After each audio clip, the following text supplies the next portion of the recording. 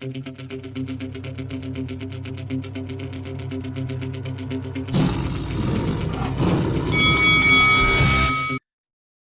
is Faisal Khan for Lights Out in association with Shamrock Boxing and with me via Zoom all the way from Phoenix, Arizona. I'm delighted to be joined by Sulem Urbina. Sulem, good afternoon to you, my darling. How are you doing? Hi, I'm doing well, thank you. I mean, here it's morning, it's only 10 a.m. So it's starting my Friday morning.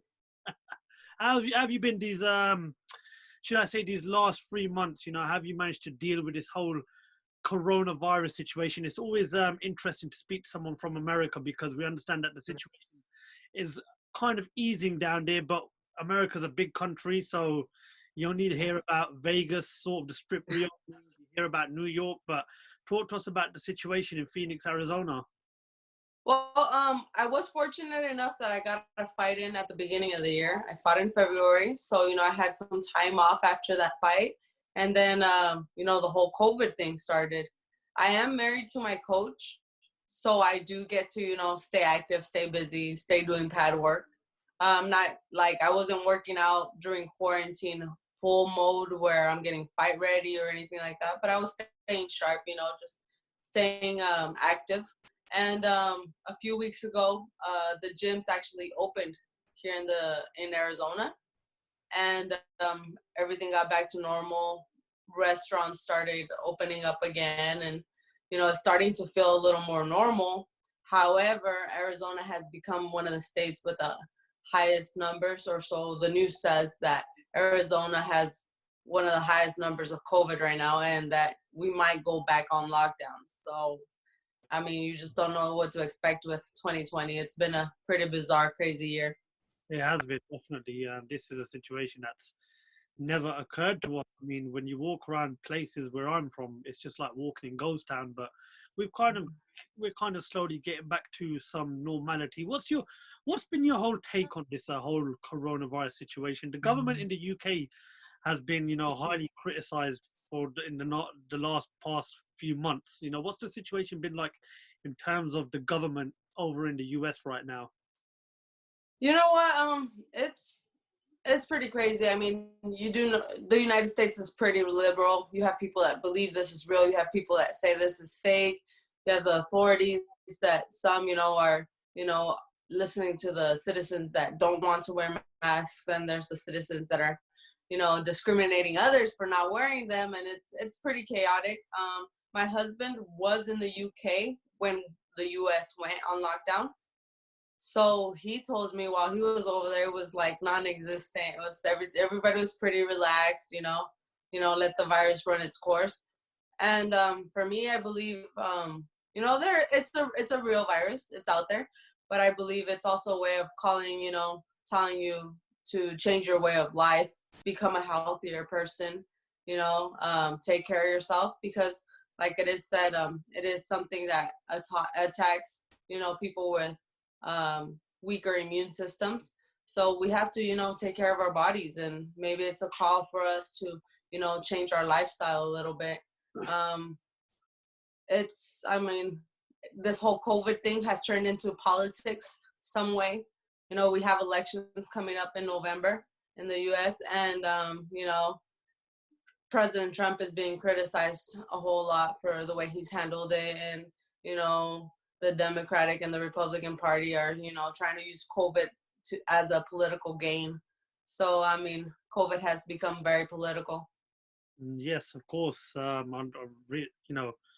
the start of it, I was one of the things I was thinking about. What would it mean for election year? Because seeing as it is election year in America, and another situation that's massively risen within the last few weeks is the George Floyd situation. We've seen thousands of protests, not only in the US but also in the UK. What's your take on the George Floyd situation, and what's it like down there in Phoenix, Arizona? How have the locals taken to it down there? I think George Floyd was, the it was what took everybody over the edge. It's something that's been happening for many years. Anybody that isn't white knows how it feels. there is something called white privilege. It does exist. And if you don't see it, then you're just practically blind. Here in the United States, you do get racially profiled. Here in my state where I grew up, Arizona, I grew up here undocumented. My parents crossed the border illegally and brought me here as a child. So I firsthand witnessed and felt everything, that we go through living in a country that, is said to not be ours. They always tell us to go back to our country. The thing is, we had a sheriff in town for a very long time in Arizona. His name was Sheriff Joe Arpaio, and he would racially profile you. You would be walking down the street, you would be detained, taken to immigration, and deported. He did thousands of deportations and stuff like that. And it's the same thing with, I grew up in a Black and Mexican neighborhood. I mean, they look at you, they tag you a certain way, and, that's the way they believe that you are. And it's true. I still do believe there is good cops out there, people that like us that have become cops to try and change the world. And I think if we want to make a change here in the United States or anywhere, I mean, it starts with you. You have to become educated. You have to, want to be involved in politics, become a lawyer, become doctors, be the change that you want to see, and for me, it's actually something that I've been actually thinking about becoming a police officer once, my career comes to a halt, and being that change that I want to see for my people, and so that we are treated fairly. The whole George Floyd situation, it was very bad. But unfortunately, when you have access to social media, you see stuff like that quite regularly, and this, it's very unfortunate to say, but the George Floyd situation is not the first incident we've seen in terms of police brutality, and anyone that works for law enforcement with that authority has abused that authority. Now, why is it that, when you look at America, it's a massive country, it's multicultural, you have many people with different beliefs and different races and different religions in that country. Why is it that police brutality is a thing that's getting bigger and it's not getting any smaller as we go on in time? Why do you think we're still getting these problems in terms of police brutality and anyone in law enforcement that is abusing their powers given to them? You know what? It's a number of things. A few things that I can think off the top of my head is, anybody can become a police officer. You just need a high school diploma. You pass a physical, and they do a few exams on you, and that's it. You're a police officer. For me, I believe, to be a Navy SEAL, you need extreme training. You need to be perfect. And I think to be a police officer, you need that too. I also believe it's a fact that we've become a little too liberal with the fact of education. A kid can drop out of school at 16 years old, and and then they end up going down the wrong path. Now, I'm not saying all of them, but a lot do. So I believe that it should be somehow enforced that we stay in school longer and become more educated, and we will become that change. It's also a fact of there is racism. It's that simple. And there's people that become police officers that didn't have that confidence to do anything else. Like, they didn't play sports, they didn't have that leadership role in that regular day-to-day life. So when they get a little bit of power, they feel that they can abuse it. And I feel that we need better training. I don't agree with the whole defund the police thing. I believe we need to invest more into better training instead of, in their weapons and all that stuff. Better training, more psychological testing, all that stuff. And I think that will be a big change, and investing more in our education system, because if you have more children that are educated, they grow up to be great adults, adults that live by the law, and crime, I believe, would go down a lot, and we will be that change that is needed to happen. Do you think with how the black community has reacted, do you think we will now start to see change in terms of the way law enforcement is treating certain members with different skin color? I think we've seen it happen before. Rodney King, Martin Luther King, all those riots back then that have happened. In the era where NWA was out. The rappers that say have that song "F the Police." It's happened before. We've been there before, and we keep coming back to that because there isn't a change.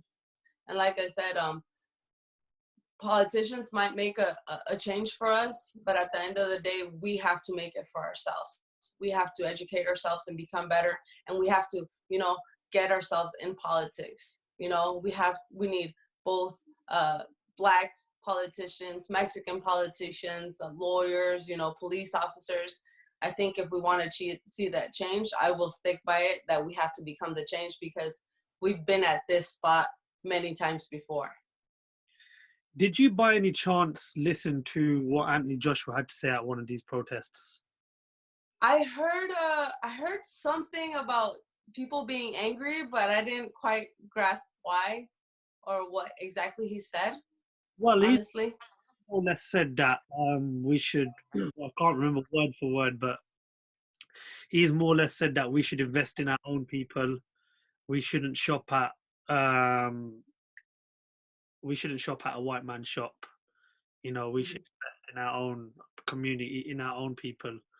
A lot of people, some people reacted very angrily to those comments.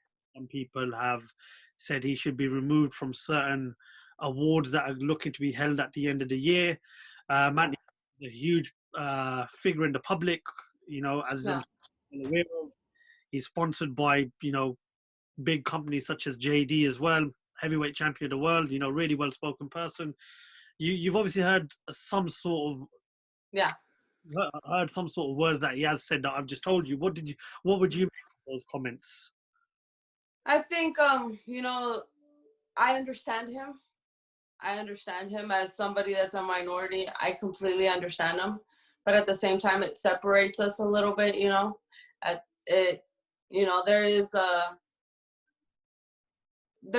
It's one thing to want to do something for your race and want to lift them up and help them, but at the same time, we all need to come together. So I understand his point of view, and I hope that he also understands that we all need each other. I mean, at the end of the day, we will be crossing paths with people from other race. That's inevitable. So, I mean, we all need to find a way to become civilized with each other and work together because, racism is not going to get us anywhere. And, it takes you at one point, you sit there and you only support, local businesses or, your own race or whatever. But you know what? At the end of the day, you have to remember that the human race is one. 100%, I agree with you. I mean, when I was asked my thoughts on it, I thought the comments were they weren't right. Yeah. I wouldn't want to say to my community or my children to shop at someone to not shop at a white man shop. I think this is a case of it should not be an us versus them thing. It should be the whole world uniting against police brutality, and we should, anyone in law enforcement that is abusing their authority and their power, we should have them removed from law enforcement. That's the way I should see it. I think the whole world, you need to now unite as one. Everybody, white people included as well, because I'm pretty sure there's white people out there that have been, abused by law enforcement for the wrong reasons. But it's a very delicate situation. But I really appreciate you giving me your thoughts on it, especially with you being a Mexican girl living in a place like America where these type of situations are happening on a daily basis. Let's just talk a bit about your career now. You're 12-0 with 2 knockouts. I believe you're with Golden Boy Promotions. Yes, I haven't officially signed because of the whole COVID thing. I was actually supposed to sign right before we went into quarantine, but we'll get back to that. But I'm working with Golden Boy, and we're gonna make it official in the next few weeks. Excellent. And like I said, you're 12-0 now with 2 knockouts. You're in a very good place. You're still undefeated. You're on the verge of signing with, a top promotion in boxing. How pleased are you with the progress that you're making, and what's the plans after COVID is over and done with, and what can we expect to see from you perhaps sort of next year? As we all know, this year it's going to be very tough for anything to happen.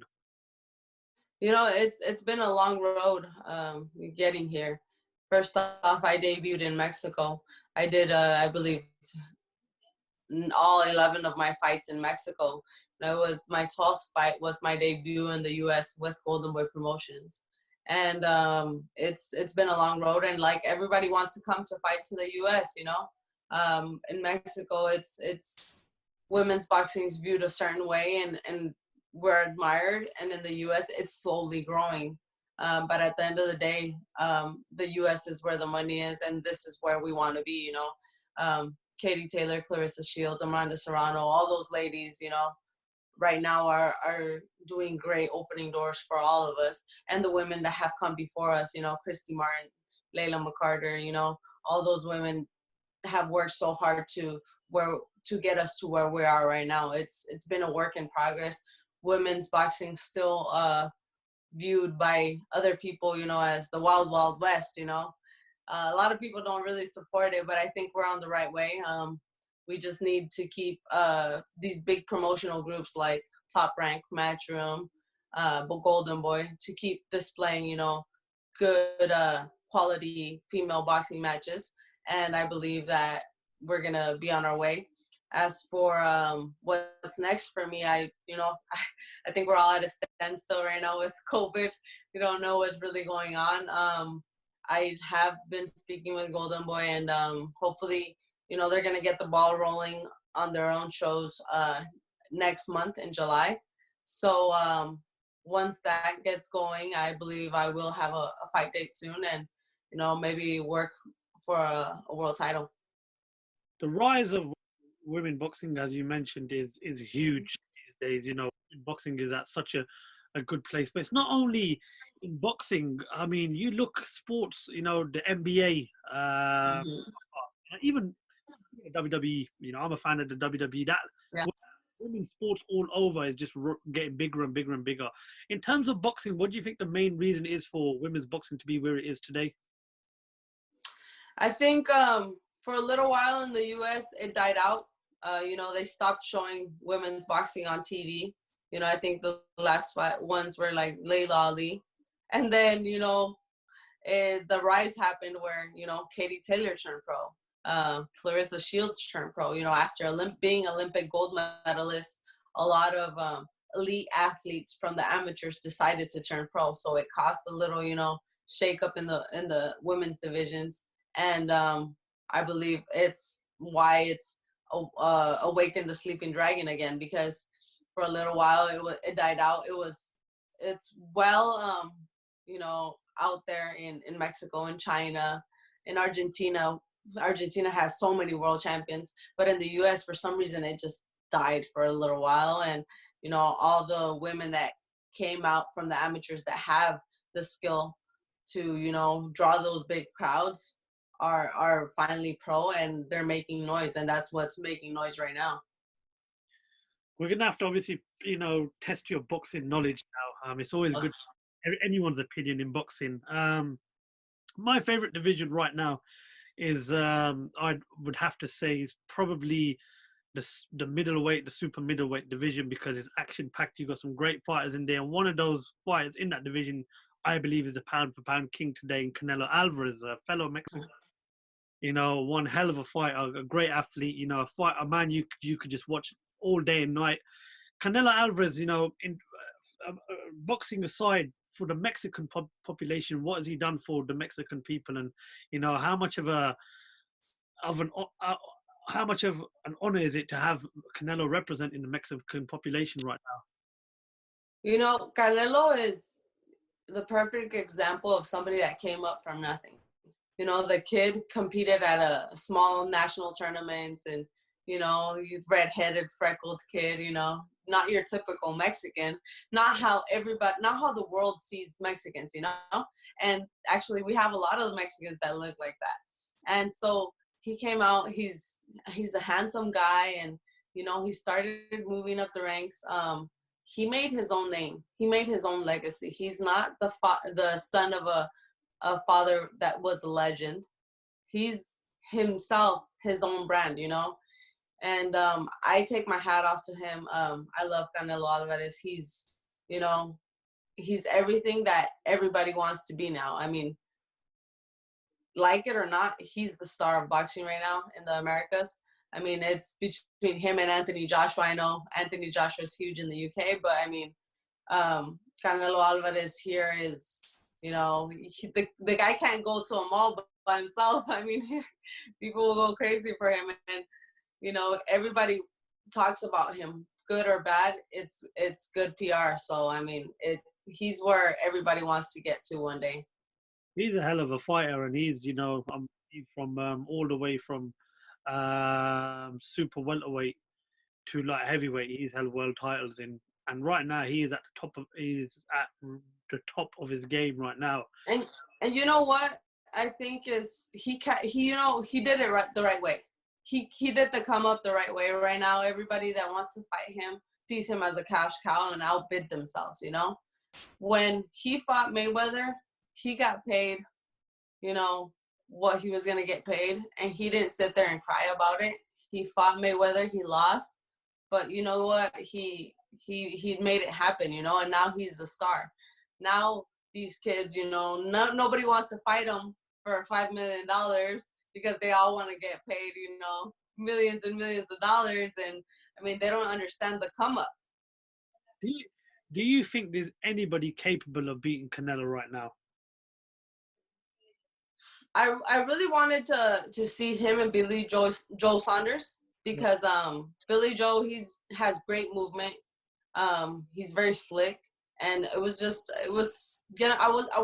interested in seeing how Canelo would, you know, manage to cut off the ring and if he was gonna be able to. I do not believe anybody can beat him right now because you know, he is the star, and you see it in every fight. He makes progress. You know, his head movement. You know, his head movement is so underrated, and he does it so well. He picks his punches the right way. He's very smart, and he always makes an adjustment. I mean, just alone with the Triple G fight. You know, the first fight, honestly, I thought Triple G won, and but it was a draw. The second fight, he made the adjustment, and to me, I believe he obliterated Triple G, you know. Triple G stayed with the same game plan and, you know, didn't change anything up. What prediction do you give for a third fight? Because that's a fight that people have said is likely, it will happen. I know any man who works with Golovkin has said that one of his main targets is to get Golovkin a third fight with Canelo, but he also works with Billy Joe Saunders as well. Everybody out in the boxing world, as you just said, believes Golovkin won the first fight. Some people even believe that Golovkin won the second fight. I had Golovkin winning the first fight. The second fight twice. It's a very, very close fight as a second fight. Could have gone either way. Do you think a third fight will happen? And if it does, what prediction would you give?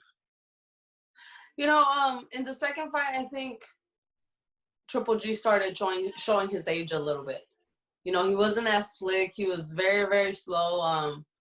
I think he got better in the later rounds, but, you know, Canelo started off right away and started, you know, I just believe that first impression you make is huge in boxing. And to me, that's why I believe Canelo won. The third fight, I'm not so sure, you know, Triple G didn't look so great against Deremchenko. He, I think, you know, at the end of the day, he's had a long road in boxing. I mean, amateurs 300 plus fighter, and I don't know if it's true that adjustments, you know, I don't know if he's gonna be able to change up that style. I mean, he doesn't go to the body at all against Canelo. I don't know why he should. I mean, there was a lot of jabs and everything, but he needs to make a change in order for him to win because Canelo's making those changes.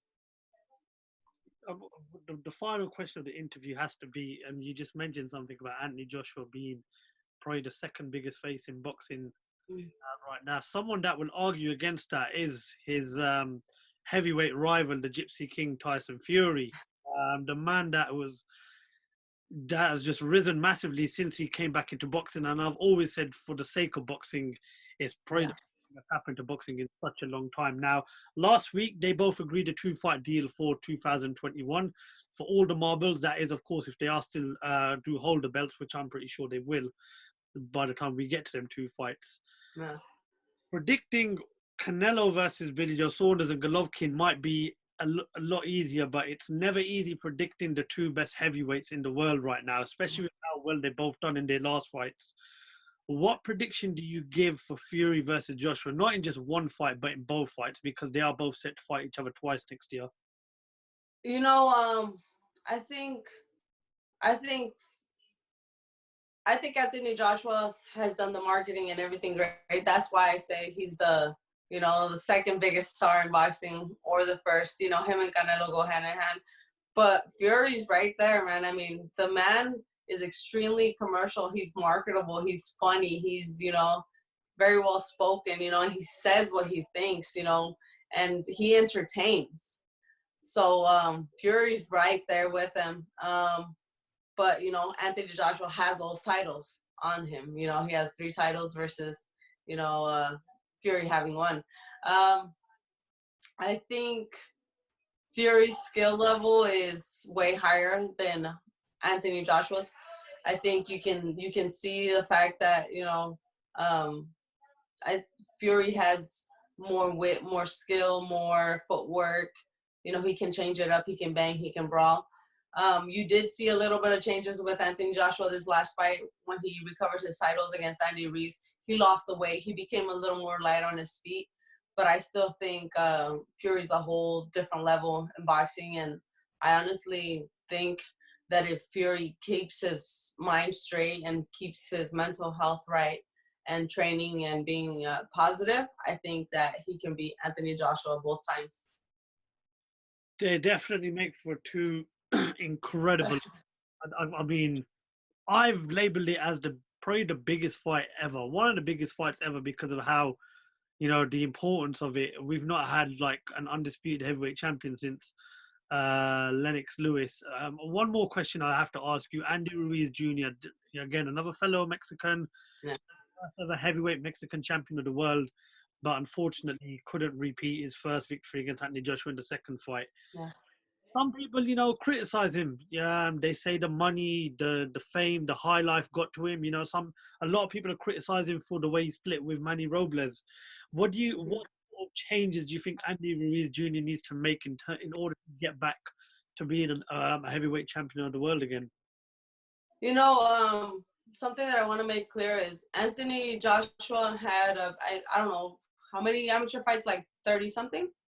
So, He didn't have that many, didn't he? He didn't have, and Andy Ruiz had quite a few amateur fights. I mean, he boxed ever since he was a kid. He was on the Mexican national team. He traveled international a lot. It's something that not a lot of people know. So in that first fight, you could see the difference in skill level. Andy Ruiz, he's a short, chubby guy, but the footwork, the head, it's there.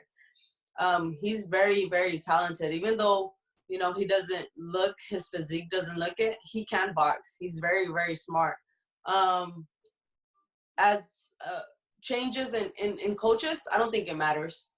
He became a world champion with Manny Robles. I think he was doing great with Manny Robles. And now he's with Canelo's team. I know they're great coaches, but it's not going to matter if his feet aren't set on the ground.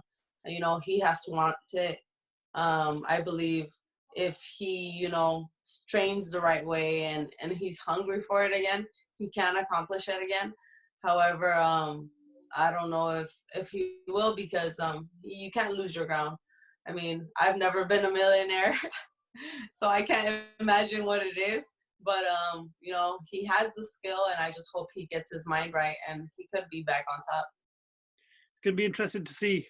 If you talk heavyweight boxing, you're talking about a very exciting division. There's at least 5 or 6 fighters in there that has what it takes to become a world champion. Sulem, before we end the interview, is there anything else you'd like to add?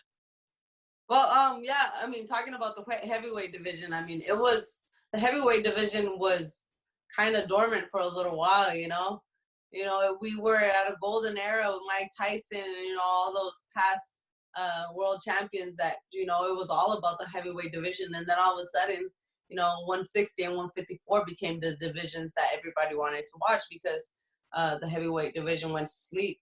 And now that it's, here and everybody's excited about it, I'm excited about it. And I can't wait for these, next fights. I hope Fury beats Wilder again, and then Anthony Joshua beats his mandatory, and then we can see those fights too. And I wouldn't mind seeing Andy Ruiz versus Ortiz. I think that'd be a pretty entertaining fight.